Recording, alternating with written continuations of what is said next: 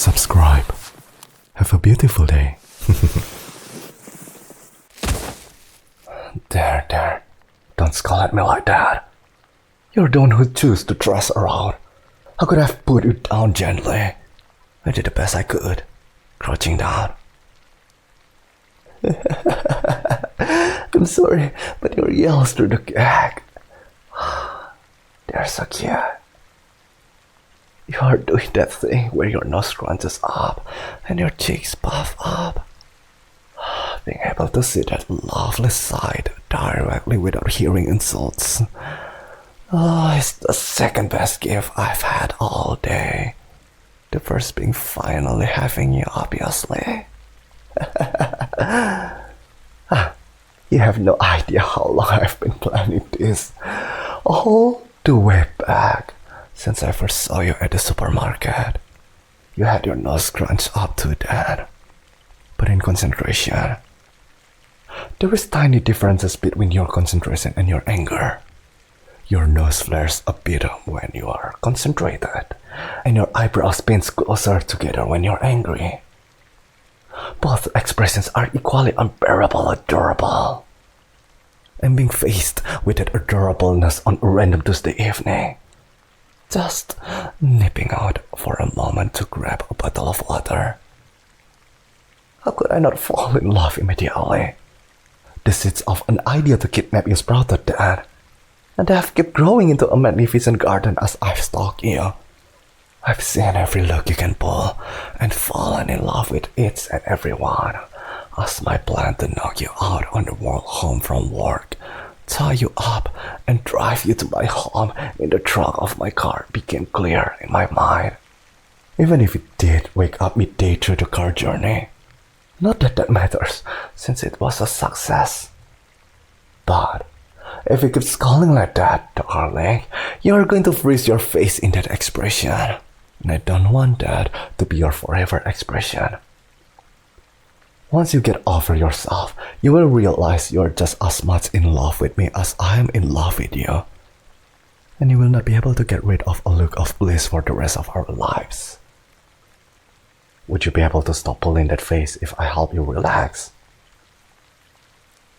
You didn't stop dressing from the moment you woke up to the moment I placed you down. Your hair is a mess. You're covered in scrapes and bruises. And you forgot your lunch at home, so I'm sure you're starving. Don't worry, darling. I will take very, very good care of you from here on out. Don't look so alarmed. I just told you I was going to help you. This is a first aid kit. It's not your traditional box, I will give you that, but I like to put my own personal touch on things. Oh, I will wait until you are settled in our home until I start personalizing you, darling. Let's see. Here it is. It's an anti-inflammatory cream. While I cannot get rid of bruises, I can at least calm them down a bit. Your skin is so soft. It's such a shame you ruined it with all these injuries. You're lucky you didn't do anything worse to yourself.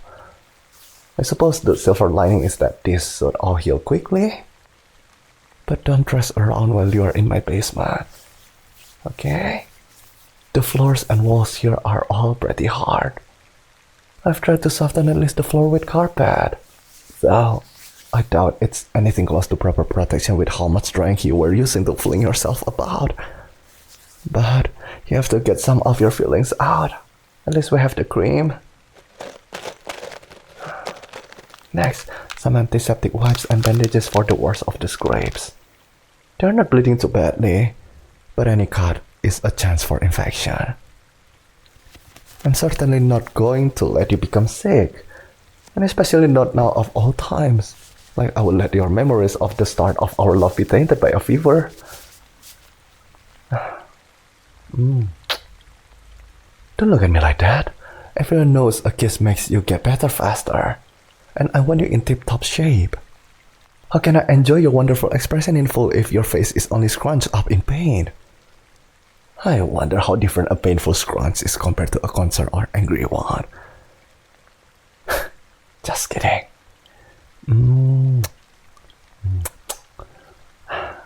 That's a bit the worst of it. I've bought you some clothes, so I will bring you down a longer sleeve t-shirt so you don't have to see what you have done to yourself. Sorry. Not really. I had to get one more in.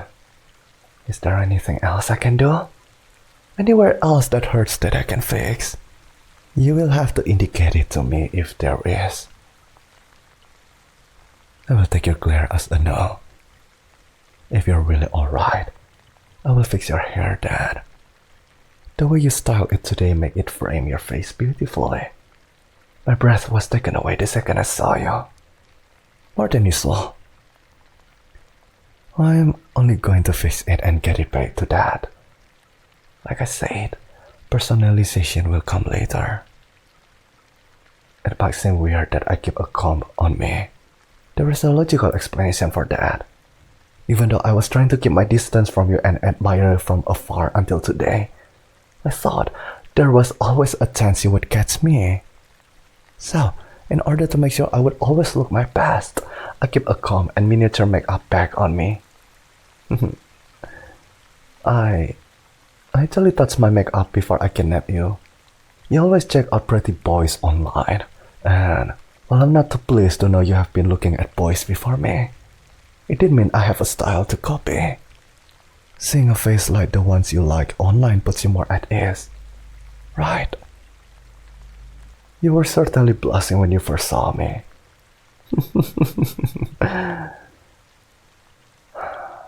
Next comes the potentially hard part.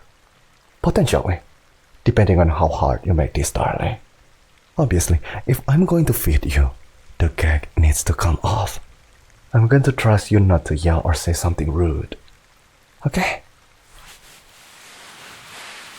There we go. You're still scolding, but at least you aren't saying anything mean.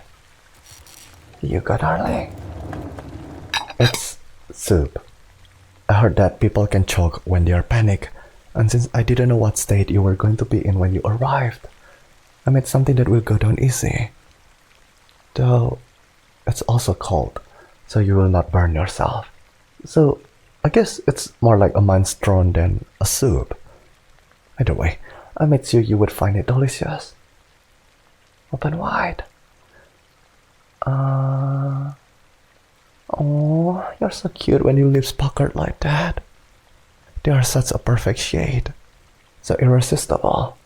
It's good that I'm feeding you right now, or else I wouldn't be able to control myself.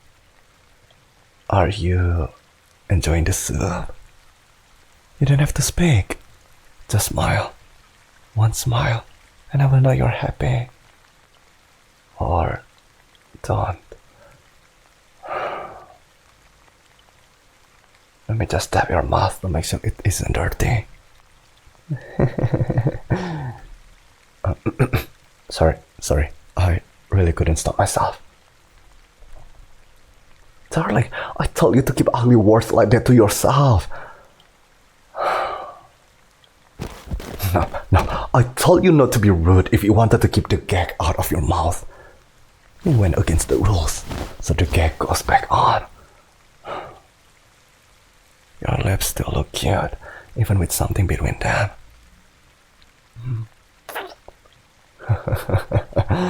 That's a tide me over for now. I'm going to wash up and pick out some new clothes for you. I actually had a bedroom prepared for you if you behaved, but since you haven't, you will have to stay down here in the basement.